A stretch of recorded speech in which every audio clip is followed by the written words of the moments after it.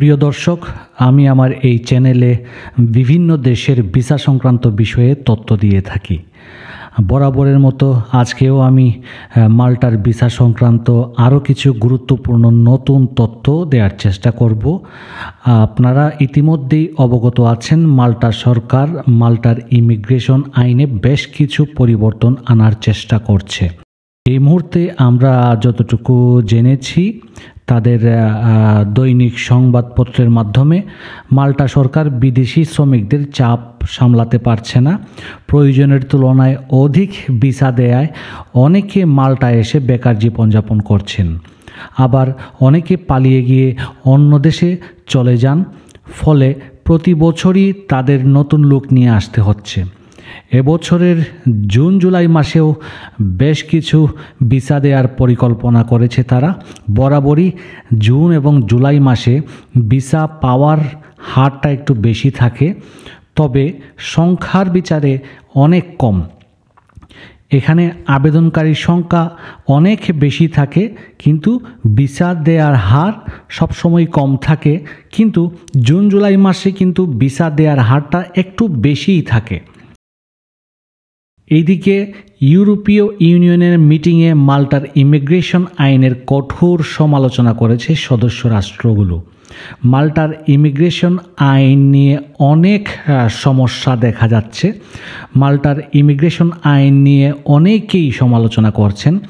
তাই মাল্টার মন্ত্রী পরিষদ মাল্টার ইমিগ্রেশনে বেশ কিছু পরিবর্তন আনার পক্ষে মত দিয়েছে। পরিবর্তনগুলোর মধ্যে অন্যতম হলো সেনজেন ভিসার বদলে মাল্টার ভিসা দেয়া। মানে সেনজেন ভিসা তারা না দিয়ে শুধুমাত্র মাল্টার ভিসা দিবে, যা দিয়ে আপনি শুধুমাত্র মাল্টাতেই প্রবেশ করতে পারবেন। আগে মাল্টার ভিসা দিয়ে আপনি যে কোনো দেশে ভ্রমণ করতে পারতেন, কিন্তু এখন যদি এই পরিবর্তন নিয়ে আসা হয় তাহলে মাল্টার ভিসা পেলে আপনি শুধুমাত্র মাল্টাতেই প্রবেশ করতে পারবেন। ইউরোপের অন্য কোনো দেশগুলোতে আপনি প্রবেশ করতে পারবেন না। এছাড়াও আরেকটি গুরুত্বপূর্ণ পরিবর্তন আনার চেষ্টা করবে তারা। সেনজেন টিআরসি না দিয়ে মাল্টিস টিআরসি দেওয়ার চেষ্টা করবে। এই বিষয় নিয়ে ব্যাপক আলোচনা হয়েছে মাল্টার মন্ত্রী পরিষদে।